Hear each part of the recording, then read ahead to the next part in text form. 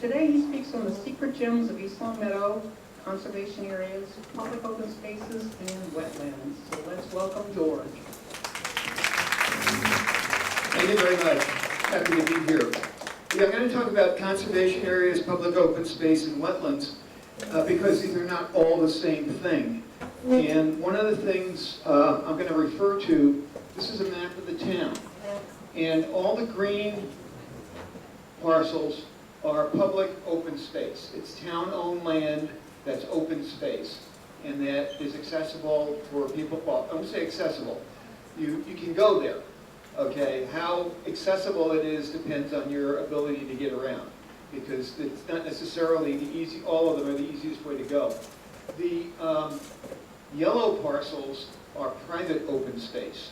This is open space in town that is not protected, that's privately owned, and that you really shouldn't be wandering around on without the landowner's permission.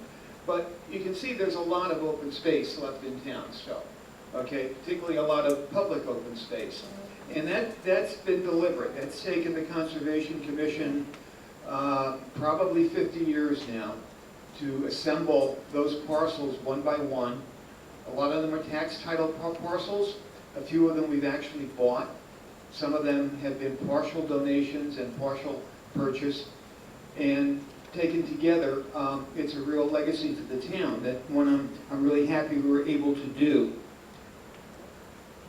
This is a map of the town, actually not a map, this is an overhead photography of the town.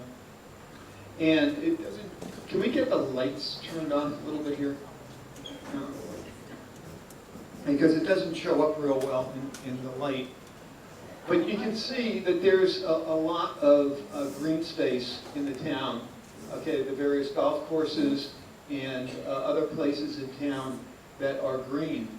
And if we take that photograph and we go to a map just like that one, you can see here, this is a differently colored map. The dark green here is open space that is pretty much in its natural state. It's either conservation land or town-owned land that has not been developed. The light green spaces are the schools and the schools. Okay, like here and over here. Those are open space, they're playing fields, but they're not natural, of course, they've been developed. The yellow areas are recreation spaces, and we've got Fenway Golf up to the north, we've got Franconia in the west, and we've got Elmcrest in the south. The pink areas are privately owned open space. A lot of that, particularly the stuff at the south end of town, will probably get developed at some point in the future. So, but some of it a lot of it is being farmed right now, particularly these large parcels. I don't know if you can see this, but these parcels up here, John Burney has this whole thing. This is Carolyn Weijicks. This is woodland up here. Tom O'Brien owns that. This is the Goldstein Farm down here. I'm sorry, this is Goldstein Farm over here. This is a woodlot, a wood farm over here. This is the Apple Place and some privately owned farms in that area.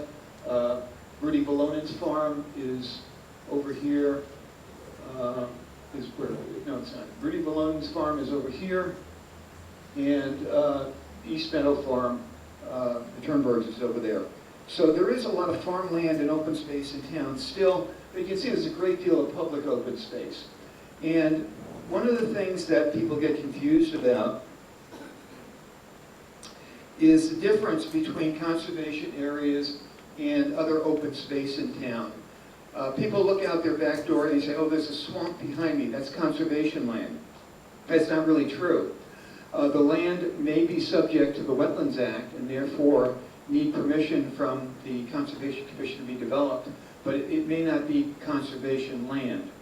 Conservation land is specifically town-owned land that's deeded to the Conservation Commission. So if the Conservation Commission's name is on the deed, then it's protected. And it's protected such that it cannot be developed or used for different purpose unless, first of all, the town council would have to vote for it, and then it would have to go through the legislature. They would have to petition the legislature to let them change the use of the land. So it's very, very difficult to change the use of conservation land. It has value for protecting wetlands, rivers, and or wildlife habitat.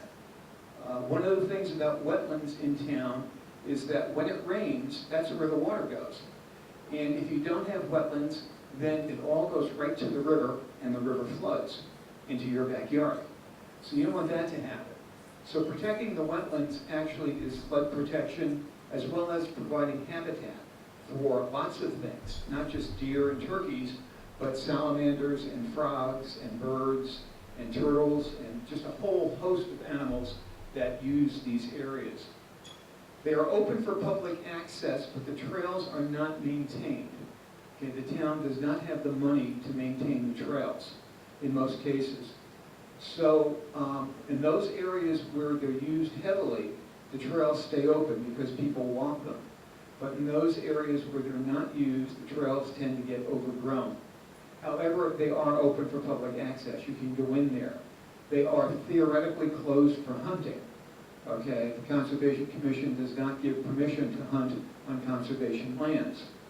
Having said that, if you go there in the fall, I would wear blaze orange, because there are people who ignore things like that and who sit up in trees in camouflage with arrows and shotguns. And you don't want to look like a deer, believe me. So, you know, you got to use common sense in going into these areas. They're not easily accessible, but you can get in there if you're moderately agile. They cannot be developed. That's important. We can't build a school there. We can't build a senior center there. And they are, as I said, protected under state law, not just local law. So those areas will be there for a while. The sign there, Mary Swords Conservation Area, is at the end of Meadow Road, where Meadow and North Circle collide, right where Twink Goddard used to live. The area back from there was actually was donated to a temple and to a yeshiva, I'm sorry, and they had no use for it, so they sold it to the town at a bargain price. And Mary, who's now deceased, was the prime mover in getting that deal done. So we named it for her when she retired from the Conservation Commission after many years as a member and also as chair. And many of these conservation areas are named for the donors of the land, the people who gave it to us. So you'll see things like, well, Charles Buckingham, he was one of the first Conservation Commissioner chairs, and we have a piece of land named for him. And there are others that are named for the donors or for other reasons. Don Campbell gave us a whole bunch of land, and there is on Kibbe Road a sign indicating behind his subdivision that is the Don Campbell Conservation Area. So if you want to be remembered forever, give us some land. Then there's town-owned open space. This is land that's owned by the town and not currently developed, and it's open for public access with a few exceptions, and can be sold, but it can be sold or developed by the town. And this would include places like the pond down on Deer Park in the south end of town, which some of you I've taken out there to look at that pond. Go down to the cul-de-sac and you walk south towards the prison, and you come to this beautiful area. That was donated to the town by West Mass Development. They donated it because they couldn't sell the property next to it for development because nobody wanted to own the pond. So they gave it to the town. And it's a beautiful piece of property that I hope will someday be developed into more of a park than it is right now. But it is, a lot of people go back there to fish, to look at bird watch and other things. We discovered this year an osprey nest just south of that area, actually in Connecticut, but just south of there, ospreys nesting. So it's a beautiful area. We did not make it conservation land because we're hoping that someday it will be a park that could be developed for fishing or just access for people. But these lands are, as I said, they're not as protected as conservation lands are. They are owned by the town. You can go in there. The only one that I know of that's really restricted is the old landfill off of Allen Street. Some of you may know it. There's an abandoned house there that the town also owns. That area is closed to the public because the landfill is not properly capped yet, and there's some concern that there could be some toxic materials back there, and you don't want people going back there and digging and being exposed to stuff. So that area is not open to the public, but the rest of the areas are. We just recently acquired by donation a piece of property off of Chestnut Street between Somers Road and Prospect Street on the south side. It had been on the market, nobody wanted to buy it, and so the town accepted it not as conservation land, but as open space. And someday it could be a park, or it could be used for some other purpose than open space. But these areas are accessible. You can go there if you know where they are. Wetlands and rivers are not necessarily town-owned. They can either be publicly or privately owned. There's a lot of wetlands on private land. They are protected under state law. There is the Wetlands Act and the Rivers Act, which together make up the Wetlands Protection Acts. They are protected in the sense that you need permission to do any work either in or near a river or a wetland. And when I say river, what I mean is under Mass state law, anything that flows all year long is a river. I don't care if it's 2 feet wide and 6 inches deep. If it flows all year long, it's a river. And I'll talk about some of the rivers in town. They can be developed if certain criteria are met. But you can't just go in there and start bulldozing stuff. You really need to get permission from the Conservation Commission first and follow certain guidelines, okay? They're under the jurisdiction of the Conservation Commission, but they're not conservation lands. They're not protected the way that conservation lands are. So, I make that distinction because I've had people over the years, and I've been involved with conservation since 1988, come up to me and say, oh, well, it's conservation land behind you, nobody will have developed there. And I go, no, it's not, it's privately owned. And, if you own a piece of property, you have certain rights in that property. We can protect the wetlands, but it doesn't mean that you can't do anything there, or that if you follow the correct guidelines, you can't build something there.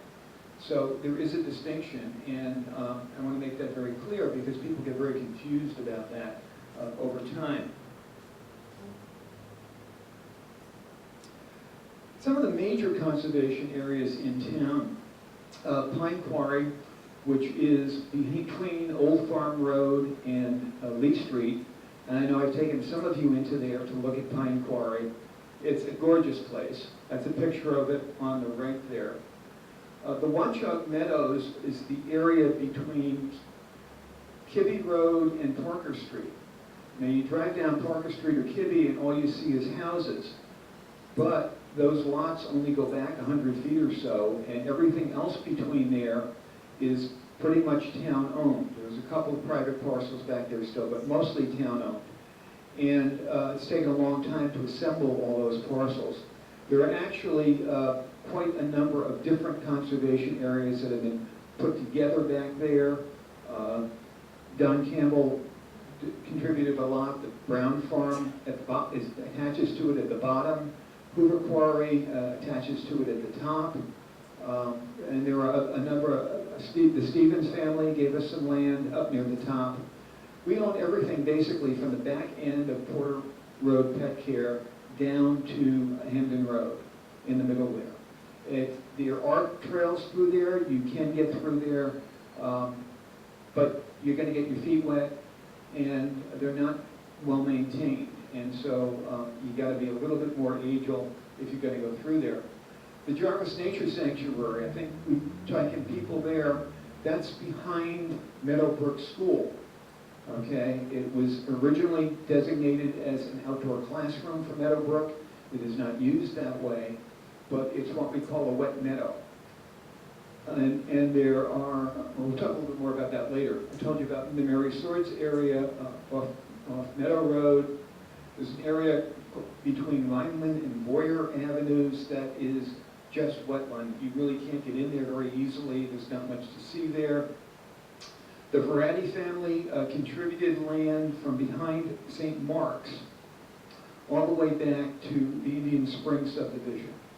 And that's a nice big piece of parcel. You can get in there either from Heatherstone or from St. Mark's.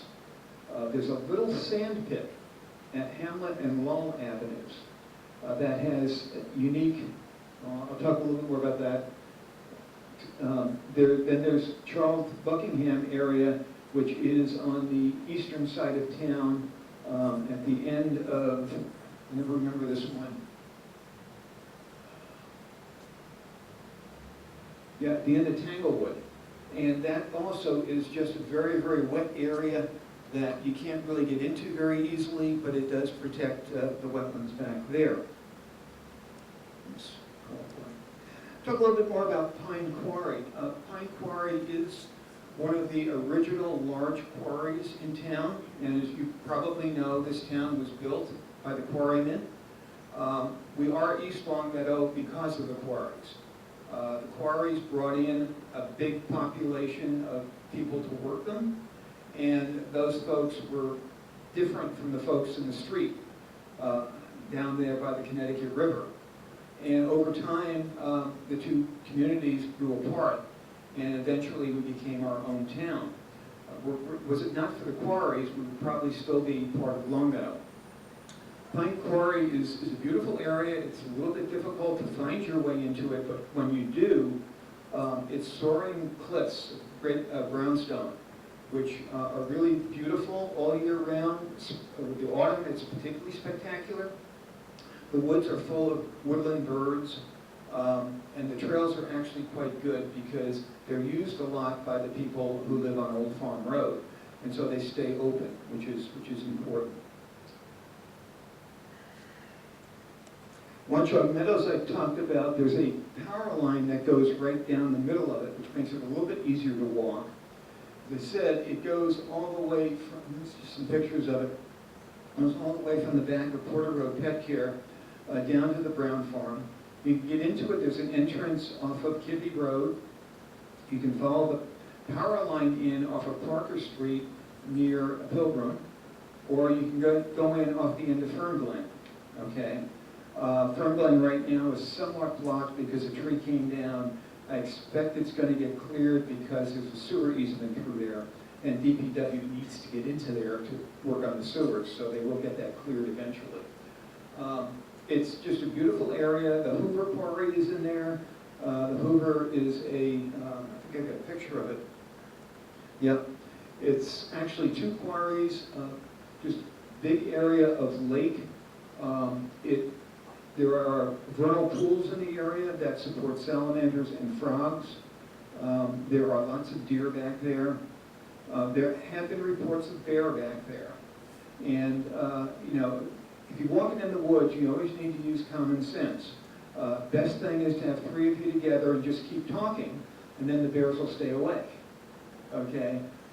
Seriously, if you make noise, the bears will usually go in the other direction because they don't want to meet you any more than you want to meet them. But you may see some prints, you may see some trees with claw marks on them. There certainly are deer back there, lots of deer.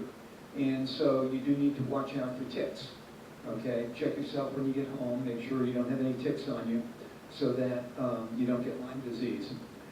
But it's just a really beautiful area to roam around. You can actually walk all the way from the Brown Farm on Hamden Road up to the power line that will take you out to Parker Street. It's a good distance, it's like 2 miles, and as I say, the trails are not perfect, so you may have to do a little bushwhacking. But if you're up for it, it's a great place to visit. Jarvis Nature Sanctuary we talked about, that's behind Meadowbrook School. If you park in the parking lot that you get to from Parker Street, that's too many parks. Anyway, if you park back there and you look not at the playing fields, but on the other side you'll see some trees.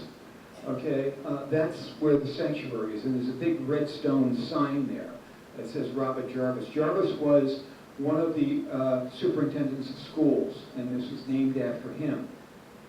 It was thought that they could use it as an outdoor classroom for the kids, but then MCAS came along and all that went out the window, so they don't really have time to do that kind of thing anymore.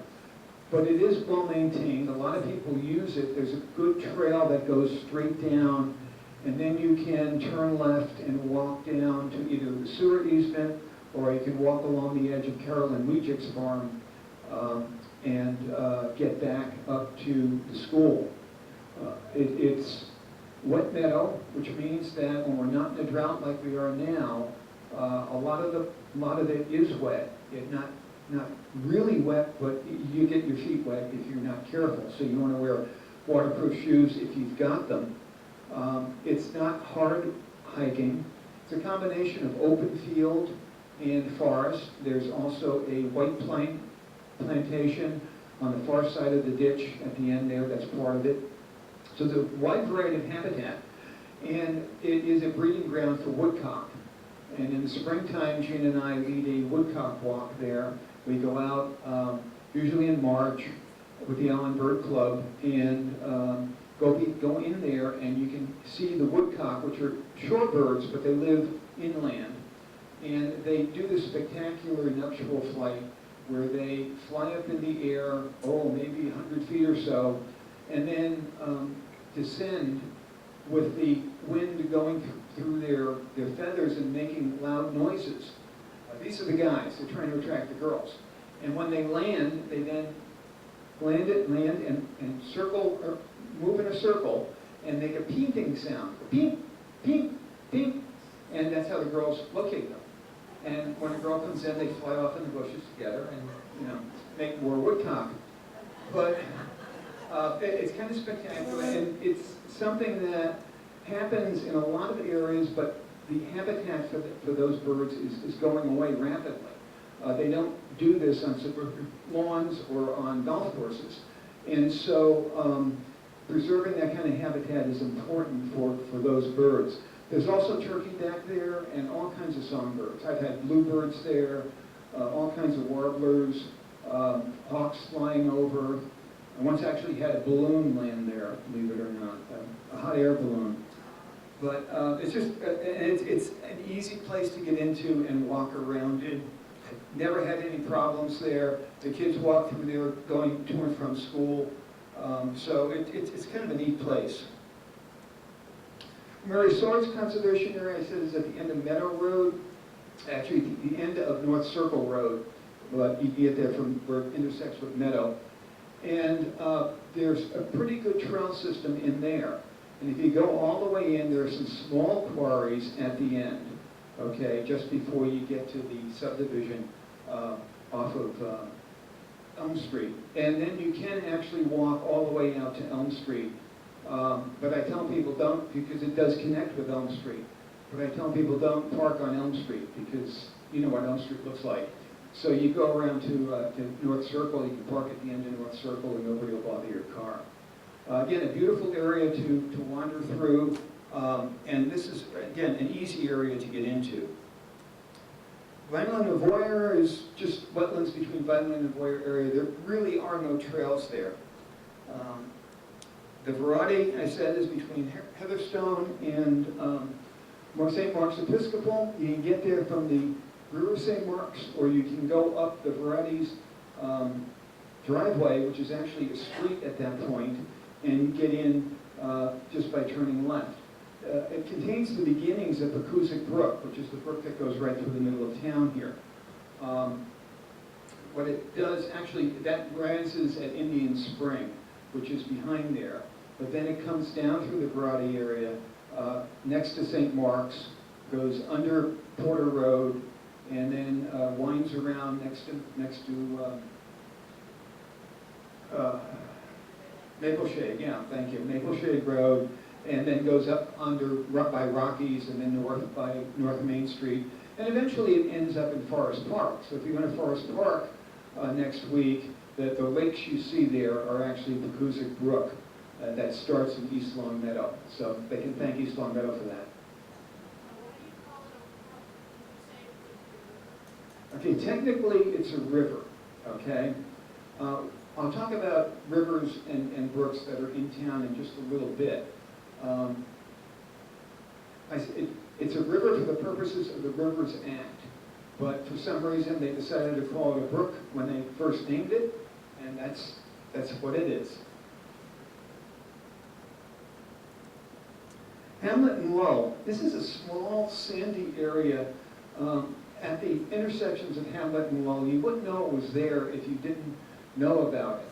But this is in the northwest section of town, and it's a small sandy area. It has special flowers and plants there that prefer sand. You'll find wildflowers there that you won't find anywhere else in town. And it's a real little gem that surprisingly has not been trashed because it's not maintained at all. It's not that hard to get in there. And yeah, the kids go in there and ride their bikes, up and down the sand dunes, but it really is a special little place in that northwest section of town. Off of Vineland Avenue, you got to kind of wind your way up around. If you know that area, the streets are all very convoluted. They go left, right, and dead end and all that sort of thing. But it is one of my favorite areas because of the special plants that are there. So those are conservation areas. Then we have town-owned open space. And a lot of these places you probably know. We have Heritage Park, which is beautiful. We have the Brown Farm. We have Pine Knoll, which actually the entrance is in Springfield. But that's developed, of course, in playing fields and the pool and all that sort of thing.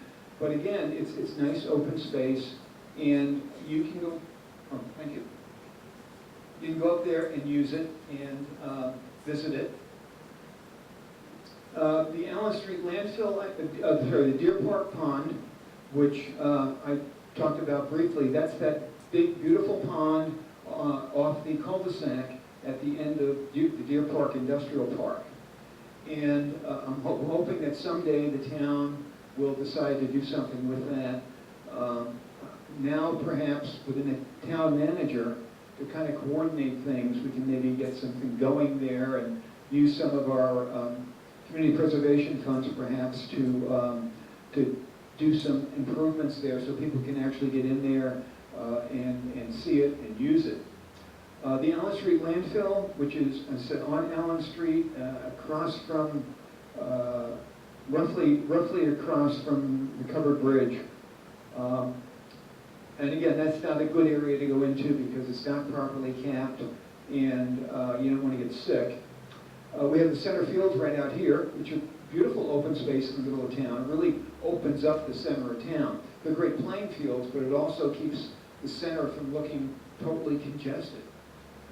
We have the Baba Tranghese Playground, which is up in the northwest corner of town. I tried to take a picture of it, but there were kids playing there, and an old guy taking pictures of kids on playgrounds is not a good thing to do these days, so I didn't take any pictures. And we have the school fields, okay? We have, as you know, 5 schools in town, 3 elementary, a middle school, and a high school. And those fields are open, okay?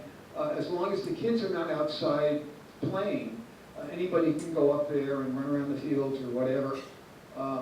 They're really not supposed to take dogs there. We did buy some new playscapes for the elementary schools recently using community preservation funds.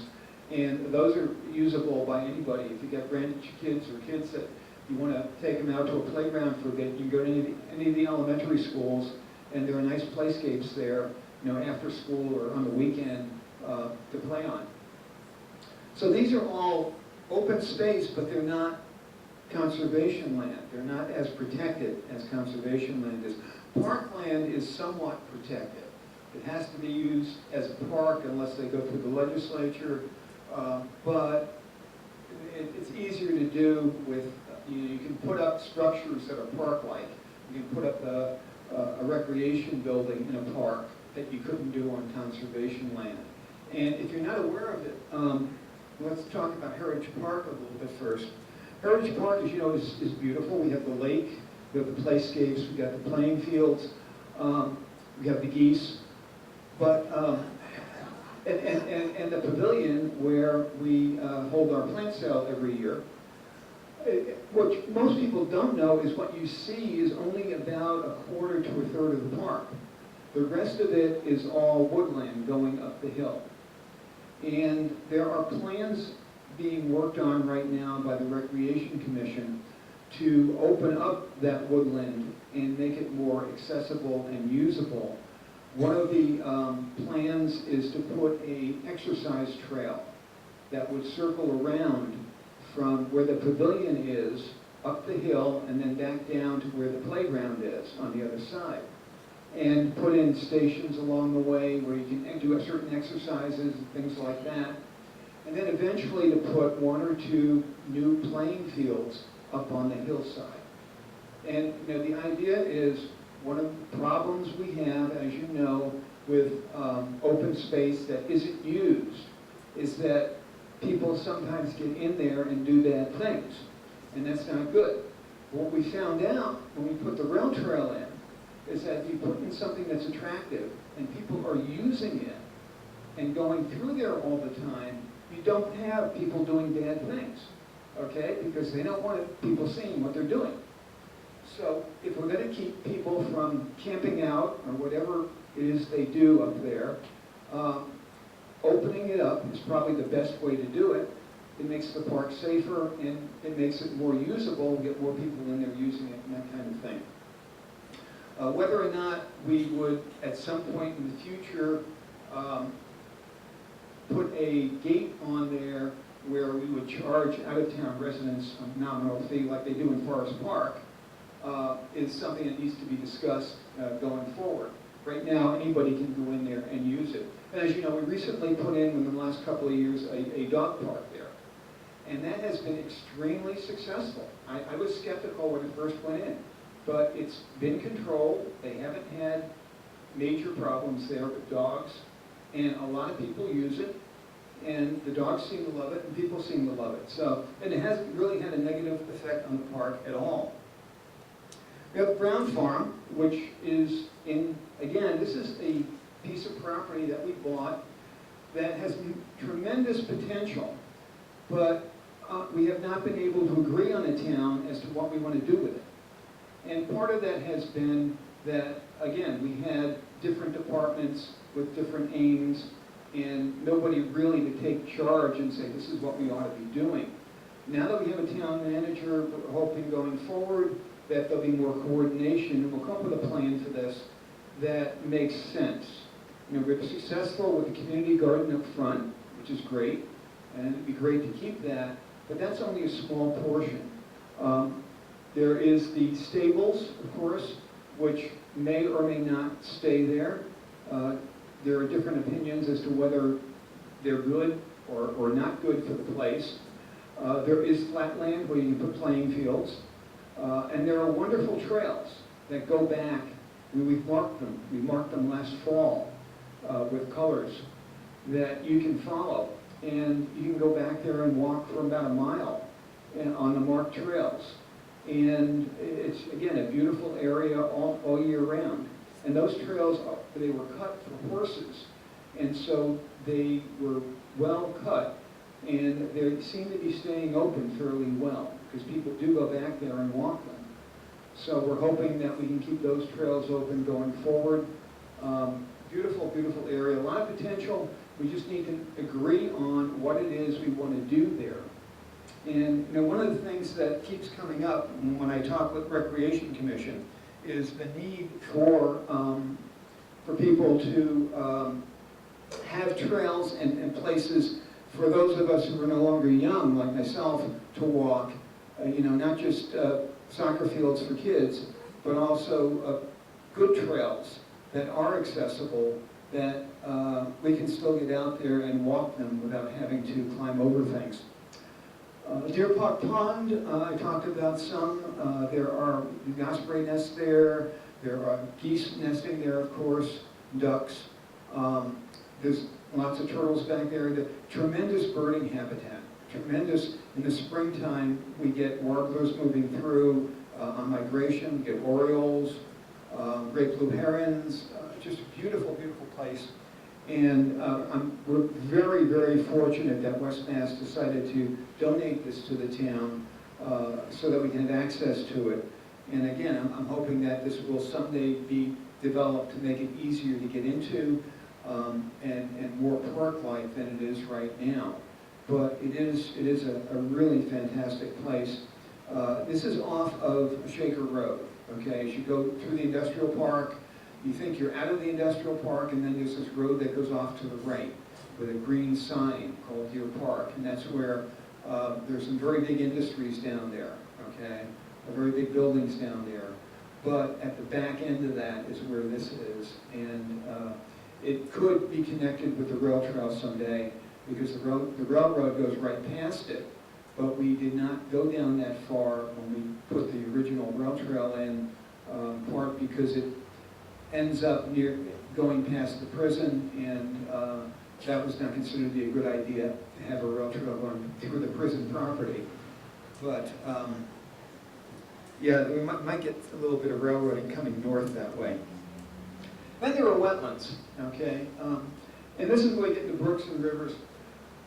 The biggest, the two biggest waterways in town are Pecoozic, which I talked about, starts at Indian Spring, winds its way around, and goes up North Main Street, and then goes all the way up, almost to the top end of the town, behind Stop and Shop, and then turns left and goes south again, and goes out through Franconia Golf Course, and then eventually ends up in Forest Park, where it forms Porter Lake and the other lakes that are there. The other one is Watchog Brook, and this is a little smaller brook that has many branches in the south and eastern part of town, southeastern part of town. The brook that goes behind Parker Street and across Meadowbrook and across John's Farm is part of Watchog Brook.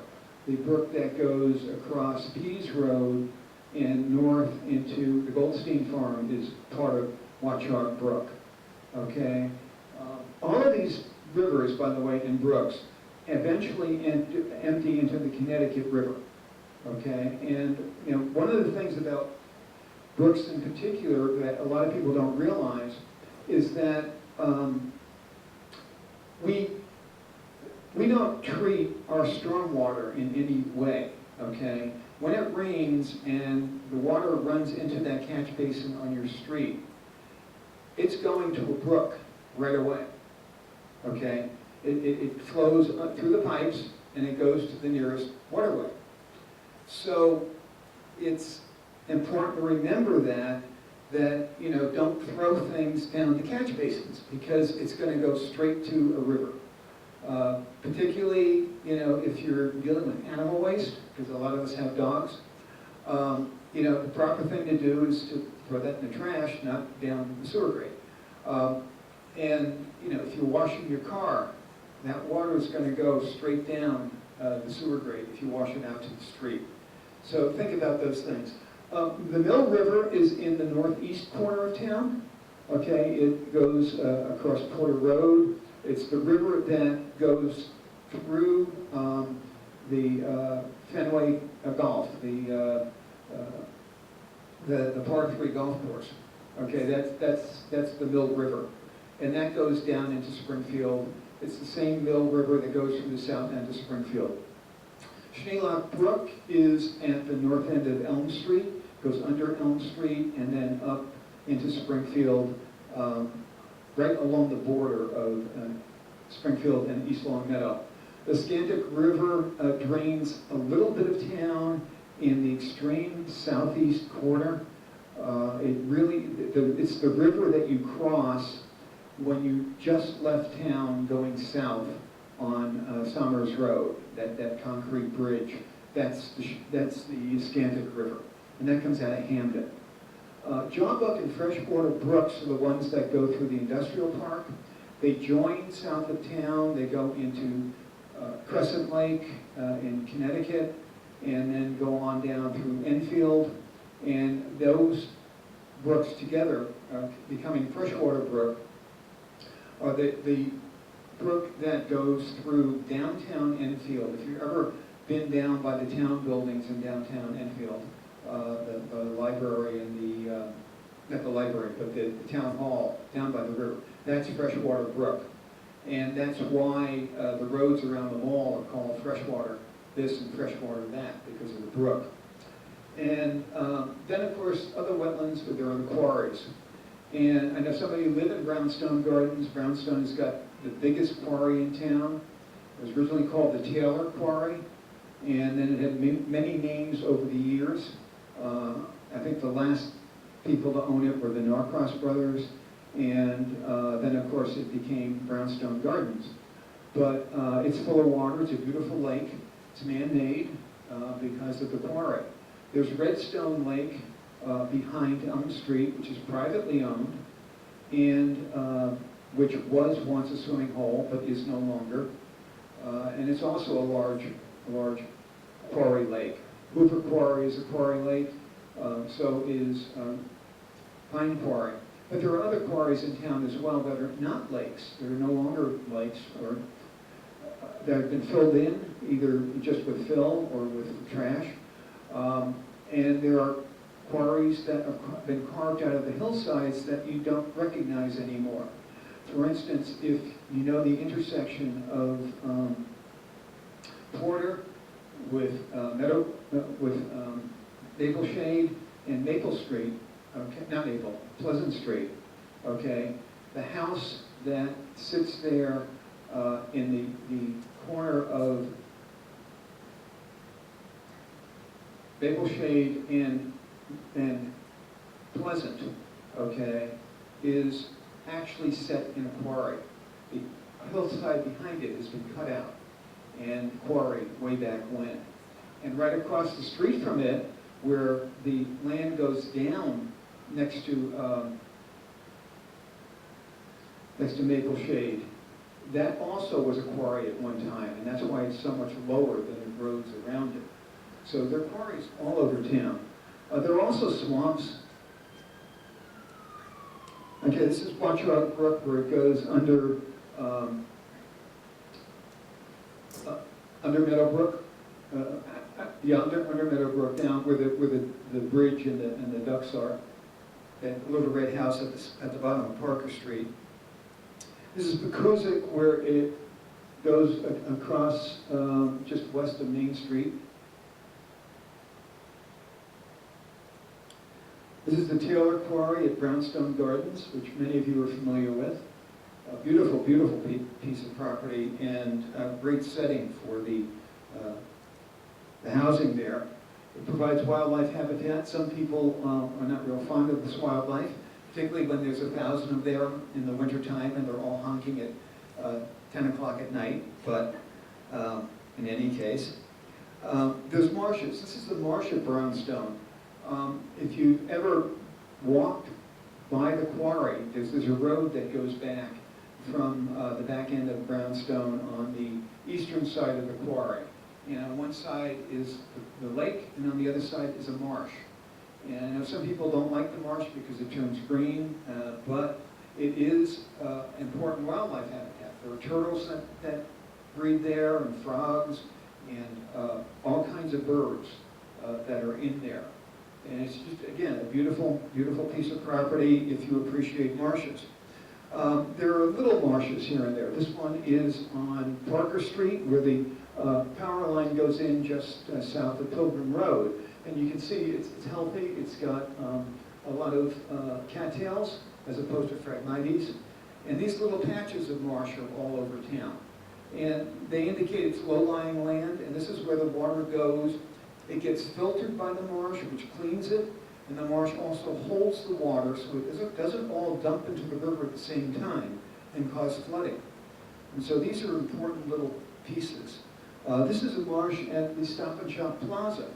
I don't know if you've ever looked there, but at the south end of the Stop and Shop Plaza, there is a beautiful little depressed area that forms a catch basin for all that asphalt from the parking lot, and it developed into a beautiful marsh. There are herons in there.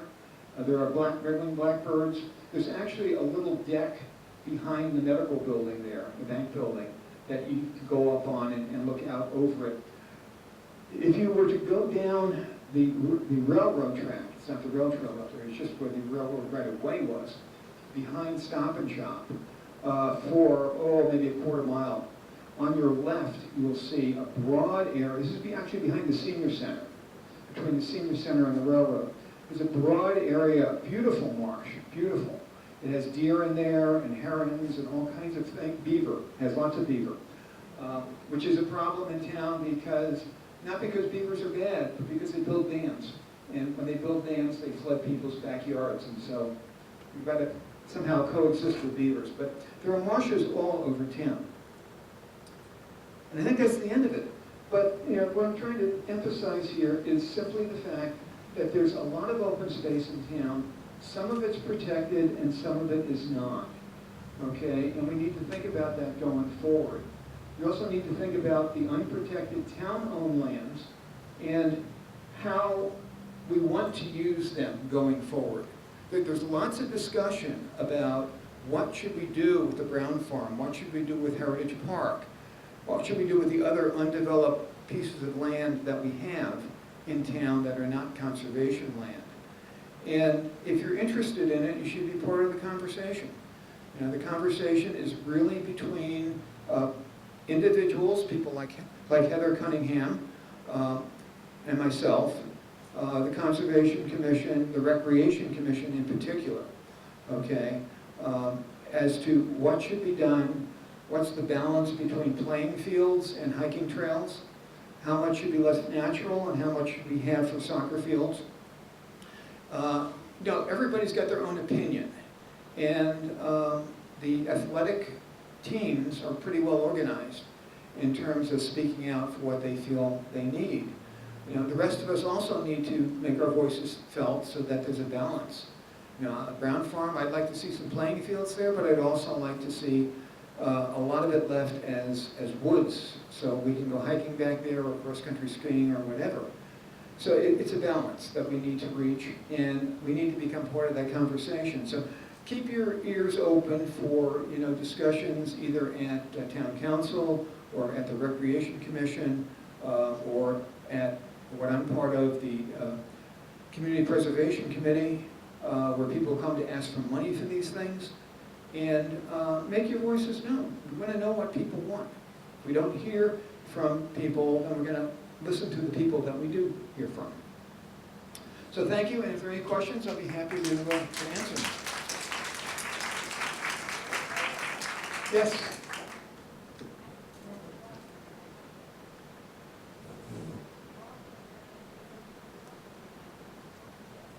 It'll be behind your property or behind the high school? Behind your property or behind the high school? Yeah, the brook behind the high school is called Jawbuck Brook.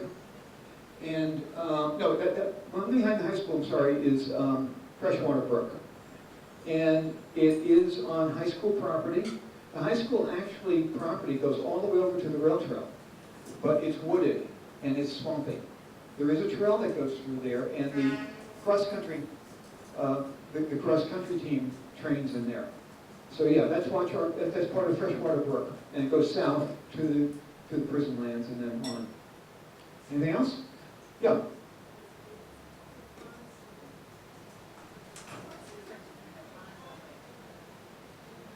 That's a good question. It's usually a matter of size, okay? Massachusetts has got some interesting definitions. We have lakes, we have ponds, and mostly it's a matter of what people chose to name them. But in eastern Mass, there are things that are officially designated as great ponds. And these are usually associated with the shoreline and with either on Cape Cod or near the shore and associated with the marshes on the seashore. And they're designated as great ponds. I don't know why that happened, but I think it's traditional. It's like what's a brook, what's a river, what's... I have a slightly different take on that answer. Having grown up in New York State, if it's not as big as the Hudson or the Niagara, it doesn't get called a river. And if it's not as big as Ontario or Erie, it doesn't get called a lake. Yeah, you can look at it that way. But, you know, Massachusetts very, very wisely, when they wrote the Rivers Act, said, we're not going to try to distinguish between the Charles River and Pecoozic Brook, because nobody's going to go out there and measure the cubic feet of water going by per minute or anything like that. We're just going to say if it's a perennial stream, which means it runs all year long unless there's a severe drought, it's a river. And that simplified the definition from a technical standpoint. But people call things what they've called them for generations. If you look at the 1831 map of East Longmeadow, which is the oldest map I know of, and which they have copies of in the library, you'll find that those names were put on these things back then. That's what they called them. And nobody's bothered to change them. So, yeah.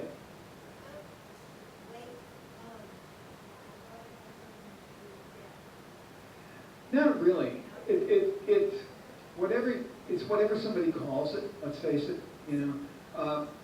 For instance, Brownstone Quarry, is it a lake or a pond? Well, it's a quarry, okay? And it's filled with water. Redstone Quarry was renamed Redstone Lake because that was a better selling point as a swimming hole, okay? Because it was being run commercially as a recreation area. So they called it Redstone Lake because it sounded better than Redstone Quarry or Redstone Pond. But, you know, pick your name. It's traditional more than anything else. Anybody else? Yeah. I'm sorry? Again, it's whatever people call it, okay? It's more likely to be called a creek if it's down south than it is up north. You know, it's really, really traditional, okay? For instance, the Mill River here is the same size as Pecoozic Brook, but the Mill River, as it goes through Springfield, there are two branches that come together, North Branch and South Branch. You probably see North Branch and South Branch Parkway. So by the time they get to the Connecticut River in Springfield, in the south end of Springfield, it's really a river. And at that point, of course, when they first came here in 1636 or whatever it was, they saw the river going into Connecticut, and they called it the Mill River because they put a mill on it, okay? And as the further you go up any river, the narrower and smaller it gets.